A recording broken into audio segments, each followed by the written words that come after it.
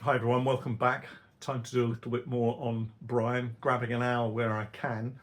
And I've had a bit of a discovery, not a very pleasant discovery, I have to say. So the plan is to clear out some more of this engine bay stuff. I was going to take the fuel tank and fuel line out, but I just don't seem to have the room. So I'm going to have to rethink that.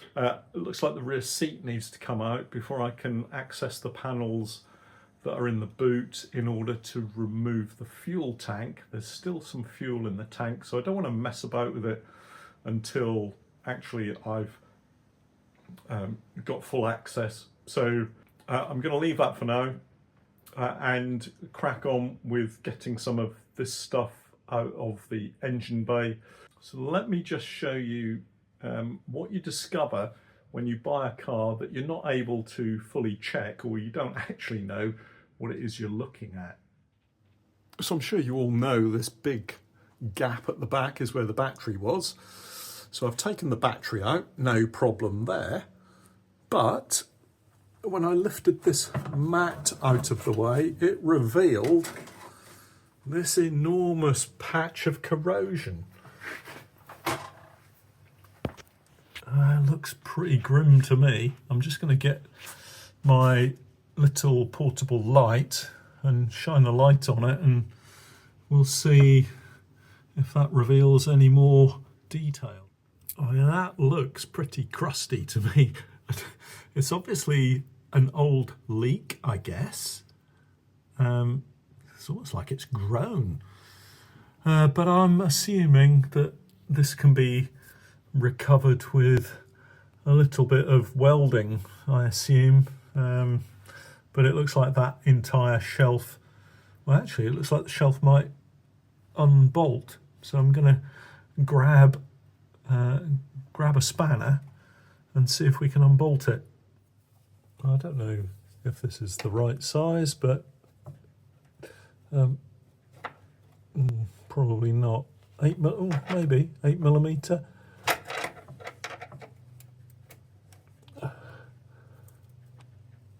There we go. Oh, something's moving. Maybe it needs some WD-40.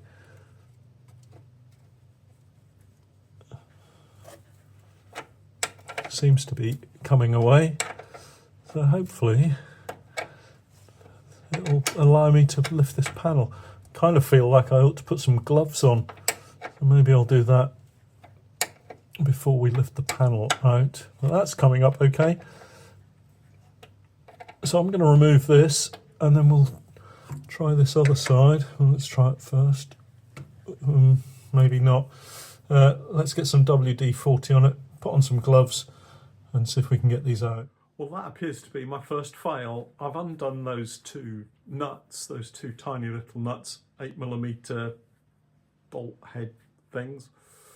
But it subsequently transpires that that shelf, that little battery shelf, is well and truly fixed on there. So I don't, looks like it's maybe welded on. So I don't know what those little nuts that I've just undone actually fit. Maybe something's going to drop out of the dash on the inside. So I'm going to leave that. Yeah, I don't really know what to do about that. I'll have to wait until perhaps we get the engine out. But that corrosion at the back probably needs to be cleaned up. So I might have a go at just scraping that and giving that a bit of a clean up. Because I guess it must be, well, it looks like it, is it battery acid? Is that what it could be? Anyway, the other jobs are removing the wash bottle. So I'm going to take that off. I've already started cutting some wires. Don't know whether I should have done that or not. I'm going to replace the entire loom. From my investigations, I'm saying that this car is positively earthed, and the reason I say that is because the positive terminal, which is this thing here, comes down, and if I move the light down here. It's this wire here, and that bolts on to the gearbox housing thingamajig. So I'm saying that that's the earth. It does look like this earth wire has some heat damage maybe there, perhaps. So maybe that needs a new strap. But I'm told that most cars are now negatively earthed, and if I want to put any accessories in, then it's going to have to be swapped around. But we'll cross that bridge at another juncture, because I don't need to worry too much about it right at this second. Ah yes, that was the bit that I cut off. I cut the horn off. This is the horn. What a fantastic looking thing it is. Oh, you can't help but marvel, really. I think that's fantastic. I just love the way that it kind of spirals out of the middle, like a French horn type thing. It makes a heck of a racket, as my grandchildren found out. They love it, so they're going to be disappointed. But I've cut the 2 cables off, and I've taken a photograph, but they come to these wires. One is brown with a black stripe, and one appears to be just brown. So I'm leaving the cables attached to the horn, just so, and then when we come to wire it all back up again, hopefully I might have had a little bit of help and advice, and I'll know which way round they have to go, if in fact it has to change, because I'm maybe going to switch to negatively earthed, a negatively earthed setup. Anyway, let's crack on with some other bits and pieces. Time to take the washer bottle off. Oh, I did cut a couple of cable ties that were holding the this is the fuel line, so I'm learning day by day. Fuel pump, fuel line,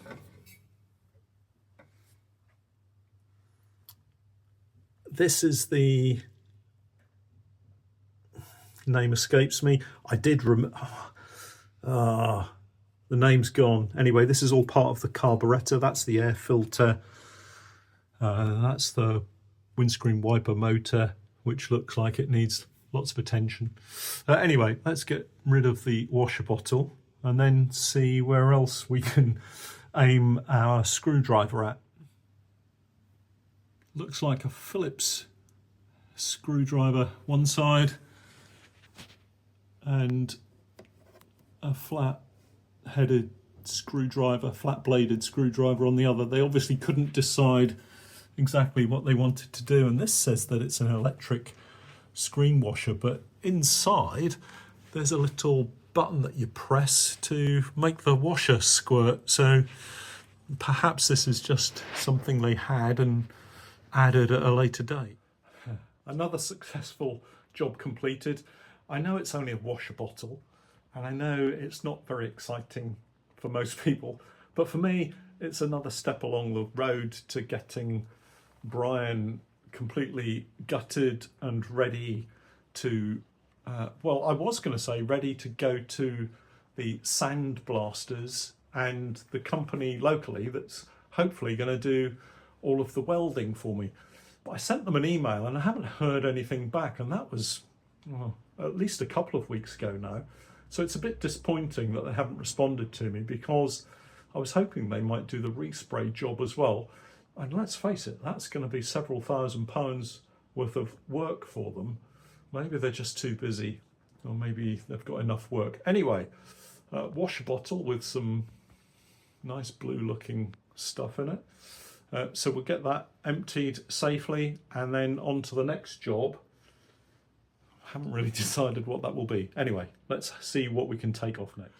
Just to say, before I crack on with the next bit, that I'm still working on the spreadsheet, trying to work out really what to do, how to set everything up.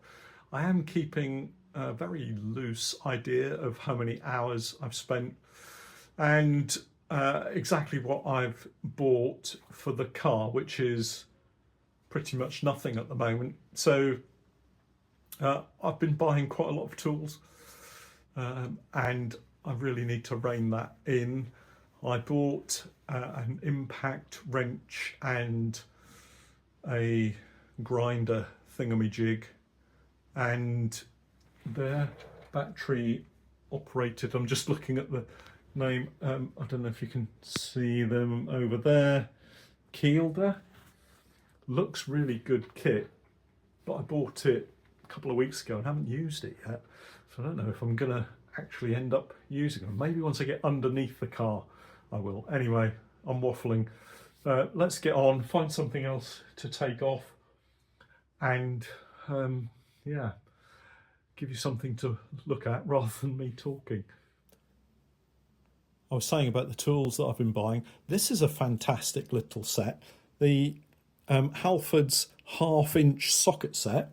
It goes from 10 to 34 mil, and it gets in all the tiny little places that the bigger wrench, this is a 1/2-inch wrench, that's too big for some spots, especially in the engine compartment, engine bay.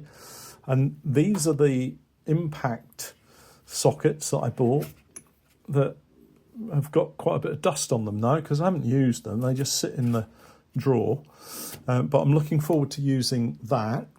And yeah, lots of kit, all the gear, no idea, as they say. Air filter, let's see if we can take the air filter off.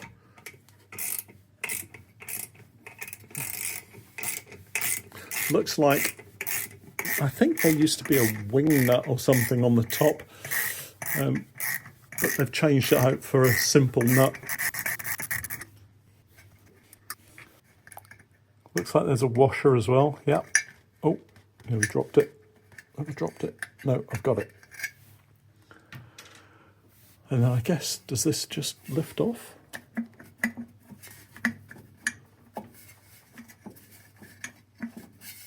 Twist. Oh, it's attached to this hose.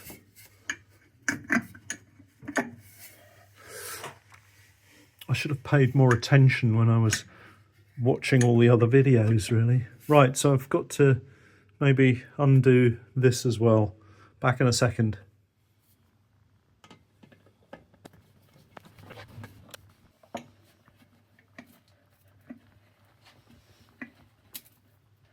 Oh, well, that... Oops, sorry. That doesn't...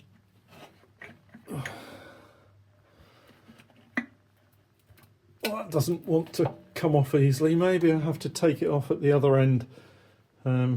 Probably. Let's try taking that off instead. Well, at least it's the same fitting. I'm loving the green colour of the engine, by the way. Okay, let's see if we can pull that off. Blimey. Oh. How are you supposed to get these things off? Oh, there we go, it moved. Brute force. Oh, the whole thing's come away now. There we go.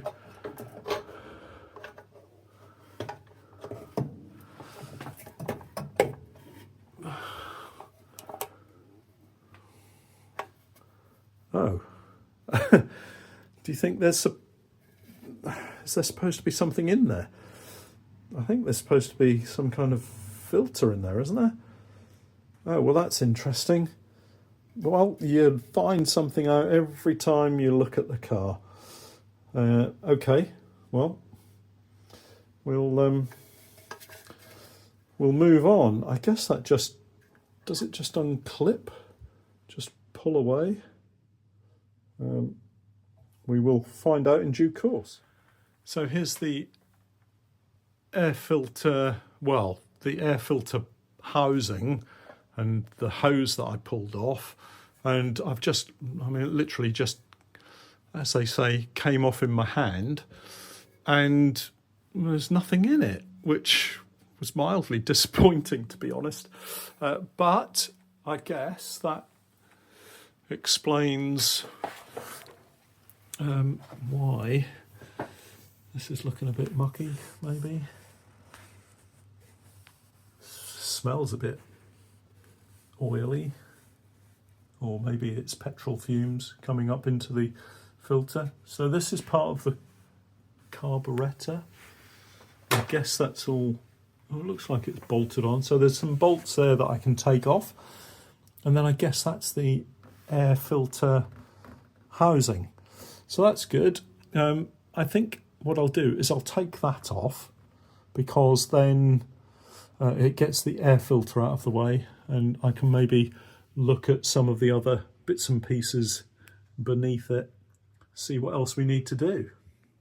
So just before I take this back plate off, oh, there's a rubber seal, something to replace maybe. This is the point at which that rubber hose connected across to the air filter box, but obviously that goes in. This is the rocker cover, I think. I mean, I'm going to say everything with a kind of doubt in my mind until I do know, but I think that's the rocker cover. And underneath there's lots of oily nonsense stuff, and that's obviously feeding oily fumes through into the air filter, or air filter housing. Presumably there should be an air filter attached to this, and then it's sucking clean air into the hole at the bottom here, there. So that wasn't happening. But actually the car was driving, well, it felt like the car was driving reasonably well. So maybe it'll be even better when I get that properly fixed. So anyway, let's find out what size nuts these are. No, these are bolts. Find out what size bolts these are. Oh, nuts and bolts. I'll get it sorted eventually. Let's remove these two bolts, and then we can take this off and put it all back together and keep everything nice and safe. So you can see just how massive this ratchet thing is. Ratchet? Is that a ratchet? Yeah, anyway, it's a 1/2 inch socket that fits, so that's good.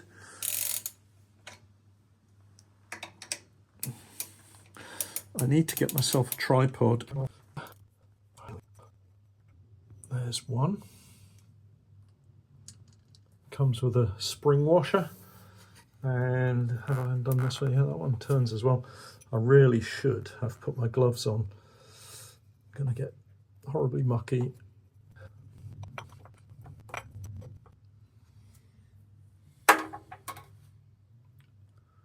Something just dropped off. Oh, looks like it was a seal or a gasket. Is this called a gasket?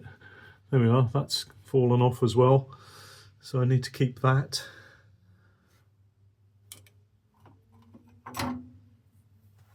And I guess I put these bolts back in so that I don't lose them. Maybe I need to put the gasket on there as well, and that'll keep the gasket in place.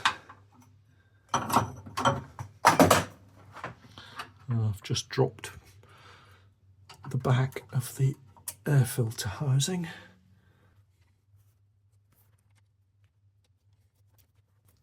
Okay, so that's that one in. And then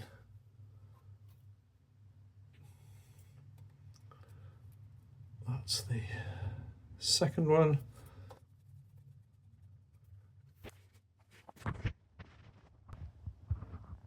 Excellent. So, shockingly, it seems as if there wasn't a filter in here. Well, there obviously wasn't a filter in here, which is a bit of a disappointment. However, you live and learn. So I'm going to put the if I can turn this around, I'm going to put the washer and the nut back on the outside so that we can get that secured and make sure that we don't lose anything from it. Tighten up these Jubilee clips so that they stay put, and that's my job for today. Moving on, and my brother's coming to visit on Sunday, so we might see if we can get him to help with the fuel line. That would be fun.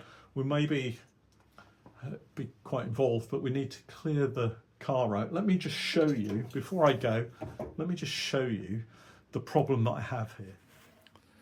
So I'm absolutely convinced this isn't something that's unique to me. I'm sure there are lots of people out there trying to do restoration jobs and have only a tiny garage. So here's my pile of stuff that I really need to get to grips with.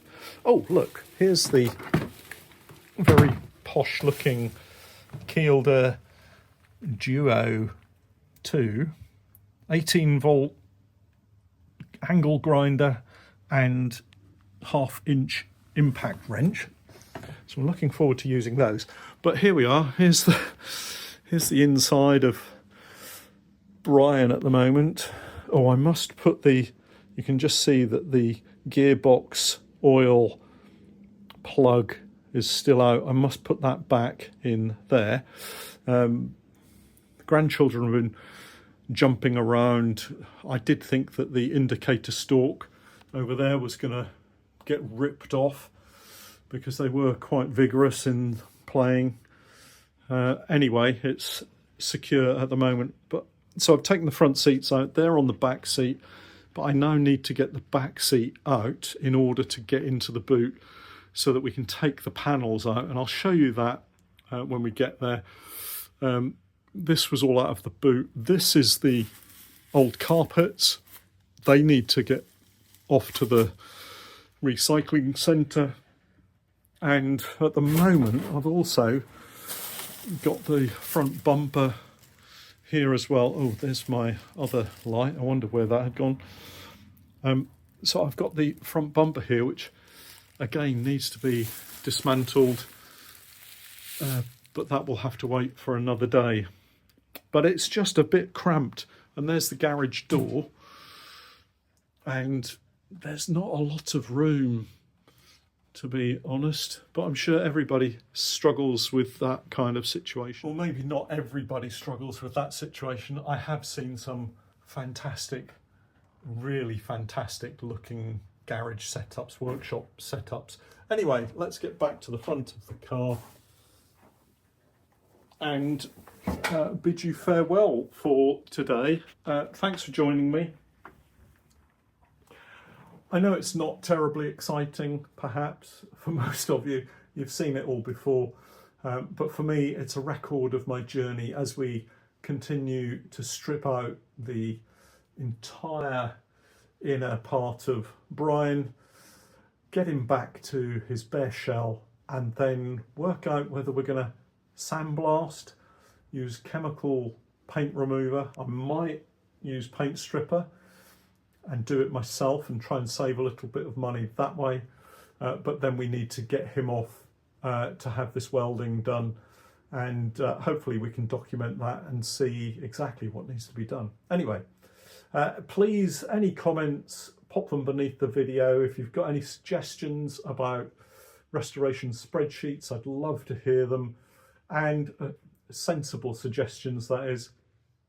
And of course, don't forget to subscribe and like the video, if in fact you do like the video, and we'll catch up next time. Thanks for watching.